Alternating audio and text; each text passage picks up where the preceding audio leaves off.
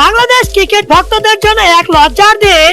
যে ইউএসএ কে হিসেবেই ধরা হয় না, সেই ইউএসএ এর কাছে 5 উইকেটে হেরে বসেছে টিম টাইগার। এরা নাকি আবার খেলবে এবারের বিশ্বকাপের সেমিফাইনাল। অনেকে বলছে অনেক হয়েছে, আর নয়, এবার বিশ্বকাপ না খেলেই ফিরে এসো দেশে, আর বিক্রি করে নাও বাংলাদেশ ক্রিকেটের মান সম্মান।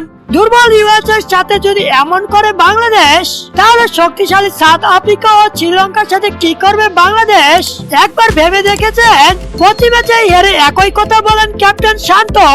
আমাদের আরেকটু ভালো করা উচিত ছিল, 10 থেকে 15 রান বেশি করা উচিত ছিল।